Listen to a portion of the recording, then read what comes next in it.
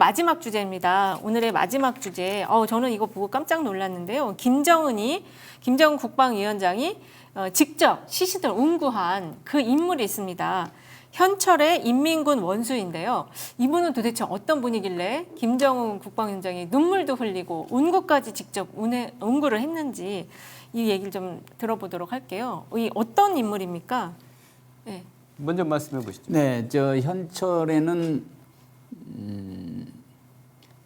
김정일이 군부를 장악하는 데 핵심적인 역할을 했었고요. 네. 그래서 김정일의 남자로 칭해 호칭되기도 했습니다. 네. 그리고 이제 이후에 김정은이 등장할 때는 후계자 수업을 도왔고 또 군사 교육, 군에 대한 이해를 넓히는 데 옆에서 가정교사 역할을 했던 걸로 알려져 있습니다. 네. 하지만 그가 이제 정치적 행보는 그렇게 크게 두드러져 보이지는 않습니다. 그리고 우리도 최근에 그 정보기관조차도 이 현철의 그 동선을 파악하지 못할 정도로 좀 그렇게 어디 숨어 있는 인물이었는데 이번에 이제 그 장례식에 김정은이 직접 나가서 운구를 하고 그 슬픔을 표시하면서 이렇게 이제 인민을 향한 어떤 메시지를 보내고 싶었던 것 같아요.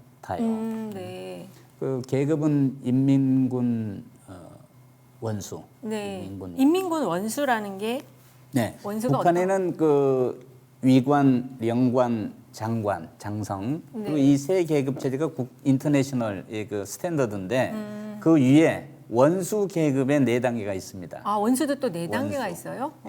다른 나라에는 없는 계급이죠. 네. 차수, 인민군 원수, 공화국 원수, 대원수. 그래서 공화국 원수와 대원수는 그 일반 군인 출신은 터치할 수 없는 계급 호칭이고 차수와 인민군 원수까지 그 승진할 수 있는 걸로 알려져 있습니다. 그러면 대원수급인가요, 지금? 아니요. 대원수는 김일성, 김정일, 김정은만 딱 3명만 쓸 수 있는? 네. 근데 승진해 있고 그 대원수가 눈물을 흘리고 운구할 정도면 그에 준하는 인물이 아닌가 싶어요. 인민군 원수. 인민군 원수. 그러니까 원수 계급의 차수 다음에 인민군 원수. 그렇군요. 그러니까 제가 볼 때는 그 묘비의 네. 가장 핵심이 그 축약이 되잖아요. 네. 국방성 총고문 조선인민군 원수 현철인데 뭐 항일 빨치산 2세라고 이제 나이는 87세라서 그렇게 북한식 나이로 봤을 때 뭐 옛날에 그 선전선동에 대비했던 김기난처럼 90세까지 간 것도 아니고 그 이 시점에서 미국이 그 안보 국가 백악관 국가안보보좌관도 북한이 도발한다더니 왜 안 했냐 뭐 등등이니까 우리는 상대의 도발 여부를 추측하지 않는다라고 했는데 사실 분석 중에 이 현철회가 사망했기 때문에 네. 그 장래의 여러 가지 그런 분위기 때문에 도발 안 했다고 할 정도로 이게 상당히 국제적 관심사가 됐어요. 왜냐하면 그 운군을 할 수 있어요. 어떻게든 하는 건데 그거를 마스크도 안 쓰고 맞아요. 뭐 울먹이는 장면을 사진을 해서 노동신문 일면에 냈다는 거는 상당히 군부의 충성을 유도하는. 그러니까 이 김정은에게 충성하면 귀하의 헌신은 헛것이 아니고 네. 영원히 개죽음이 아니고 끝까지 기억되고 내가 운구까지 해주고 묘에 손을 흙까지 뿌려준다. 나한테 충성한 군부 충성을 유도하는 그런 측면에서의 선전선동적인 차원에서 이걸 활용한 것이라고 판단이 되거든요. 그래서 여기서 뭐 김정은이가 군부를 장하는데 멘토 역할을 했다, 뭐 스승의 역할을 했다, 뭐 등등 언론에서 이런저런 얘기가 있는데 그 김정은의 그 의사 결정 그 패턴을 이렇게 쭉 보면은 네. 물론 김일성 때 그 6.25 전쟁이 나고 소위로 해가지고 우리를 말하면 경호처 직원 같은 역할부터 시작을 했어요. 그래가지고 뭐 원수까지 올라갔는데 이 현철의 죽음을 통해 가지고 북한의 내부 결속을 다지고 군부의 충성을 끝까지 유도하려고 하는 그거 우리가 지금 논의하고 있는 자체가 운구를 하고 말이지 그 울먹이고 막 그 눈물을 훔치는 장면까지도 생생하게 나왔던 이런 여러 가지 그 책략이라는 측면에서 봤을 때 이런 일련의 것들이 북한의 도발에 그 잠시 포즈 버튼, 정지 버튼을 누르는 수준으로까지 갔다. 그런 측면에서 이 현철의 죽음과 장례 일정 전반을 봤을 때 또 다른 분석 시각으로 우리가 이은영 TV를 통해서 북한의 그 아주 복잡하고 그러면서도 심플한 그 장례 문화 이 대한민국의 그 봉건적인 이런 그다음에 이 죽음을 그렇게 저렇게까지 최고 통치자가 도발까지도 중지하면서 이 중요한 시기에 이렇게 한다는 그 메시지가 뭔가라는 측면에서 봐서 저는 그렇게 봅니다. 아, 네. 저 체제가 세계가 우려할 정도로 이렇게 흔들흔들하면서도 이렇게 건재하고 나가는 여러 가지 요인이 많이 있죠. 그 중에 이 북한식 독특한 장례 문화, 그 상징적 인물을 통한 그 김정은의 그 애민, 특히 군부에 대한 친화 이미지 이런 거는 가벼이 넘기서는 안 될 아주 중요한 포인트라고 봅니다. 아, 그러니까는 그 어떤 그런 상징적인 의미가 또 숨겨져 있는 그런. 그렇죠. 거군요. 김정은은 지난 2012년 집권 이후에 네. 10년 동안 뭔가 노력을 많이 하긴 했으나 네. 이룬 게 없잖아요. 그래서 인민들을 향해서 뭔가 좀 메시지를 보낼 필요가 있는 시점입니다. 상당히 시급해요. 우선 경제가 아주 피폐했고 국제사회의 제재가 지속됨으로써 정말 안 좋은 상황이에요. 그런데 이제 그걸 돌파구를 이제 군사력 가지고 해보려고 했는데 그게 잘 뜻대로 되지 않고 이런 교착 상태가 오래되니까 그 인민들을 향해서 뭔가 좀 결집을 요구하는 메시지도 좀 나가야 되는데 네. 이런 장례를 또 좋은 계기로 활용을 하는 측면이 있죠. 지금 더더욱이 코로나가 맞습니다. 창궐을 해서 네. 온 국민이 지금 민심이 흉흉한 상태잖아요. 그러니까 이런 충성심에 대한 보다 이런 이미지로 인민들한테 다가가려고 하는 그런 기획이 아닌가 하는 생각을 합니다. 아, 그렇군요. 지금 코로나 관련해서 이제 어떤 리더십이 흔들리는 거를 막기 위한 그리고 그 군의 충성을 이제 내가 이렇게 충성하면 이렇게 나는 보답을 한다라는 그렇죠. 그러니까 그걸 코드의 보여주는 그 숨은 모습이었군요. 코드가 네. 보통 발인이나 연결식까지는 뭐 할 수가 있어요. 네. 그런데 그 매장하는 현재까지 가서 그 어떤 시삽이 아니고 뭐 그 손으로 흙을 뿌리면서 눈물을 흘리는 이런 정도까지 연출을 하는 걸로 봐서는 이 그만큼 군 내부의 결속이 그 필요한 김정은식의 상황이다, 지금. 상황이다.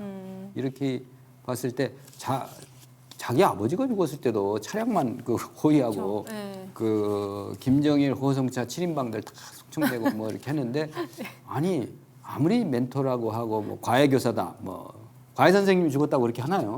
그렇게 않고 그 이상의 숨은 코드가 있다. 그런 측면에서 봤을 때 모든 세계가 지금 아까 항공우주 작전본부도 얘기했는데 미국의 그 어떤 정찰 감시청법 이상의 북한을 막 진짜 막 쳐다보고 있는 시점에서 의외의 도발이나 뭐 핵실험이나 미사일을 할 줄 알았는데 허를 찌른 거예요. 그래서 그 이미지 전략 측면에서 김정은이 노리는 그 효과를 어처구니 없다라고 볼 수도 있지만 북한식으로 봤을 때는 이 정도로 나는 밑에 부하를 사랑한다. 우리 대한민국은 정권 바뀌었다고 막 다 쳐내려고 하는데 저쪽은 끝까지 나한테 충성하면 영원히 간다라는 이 메시지를 창출하는 그런 측면에서 봤을 때 상당히 의미가 있다고 봅니다. 그러네요.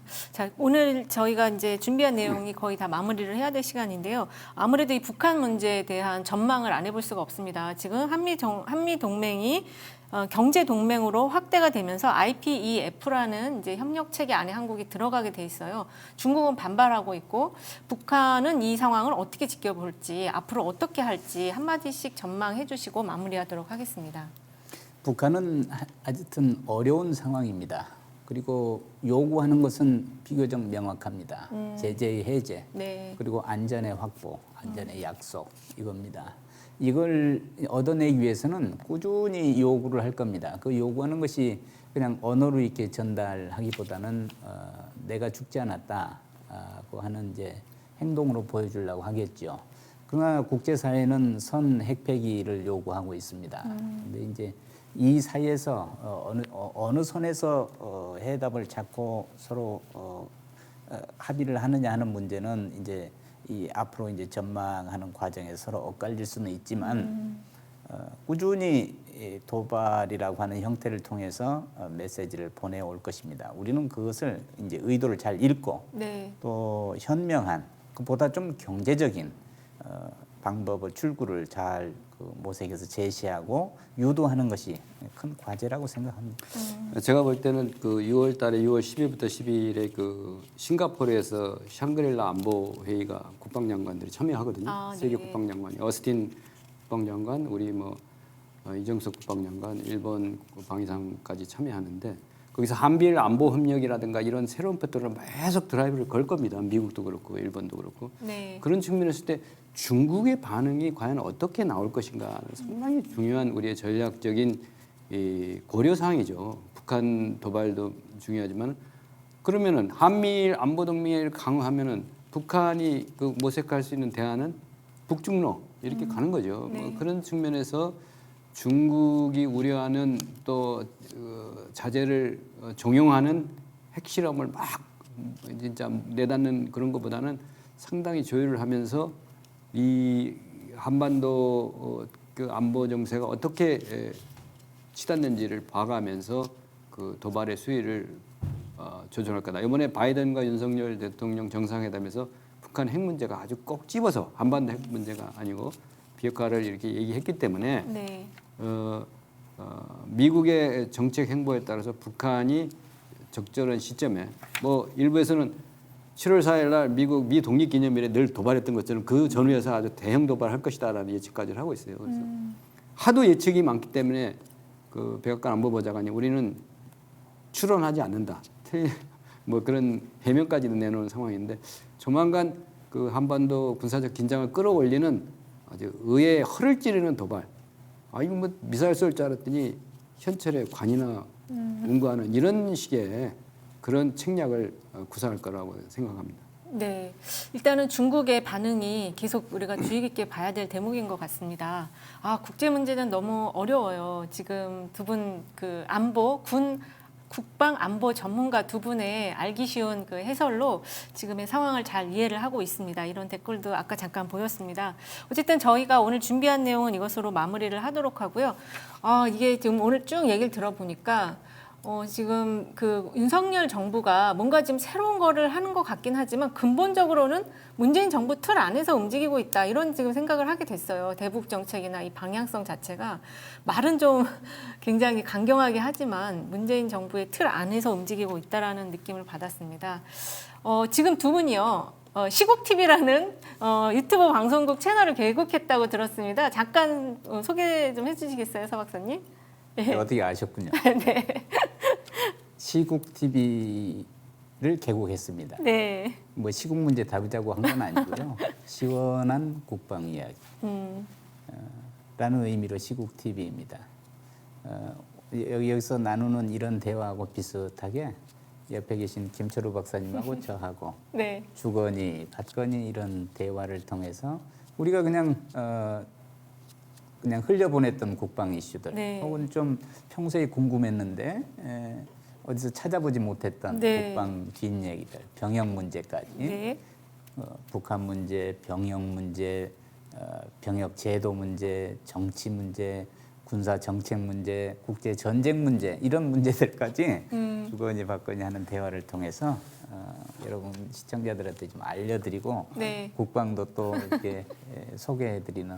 굉장히 겸손하게 얘기하신 것 같아요. 네. 재밌어요. 재밌어요. 재밌고 네. 중요한 거는 이슈 나오면은 닥터 구글한테 막 물어보시잖아요. 닥터 그런 거 닥터 구글이 제공하지 못하는 참신한 우리 병사들은 왜 우크라이나에 가서 그 의협심 가지고 왜 다치고 죽고 그거 하느냐 그런 얘기부터 시작해가지고 어떤 사안에 대한 새로운 관점. 네. 야 이거 좀 괜찮네.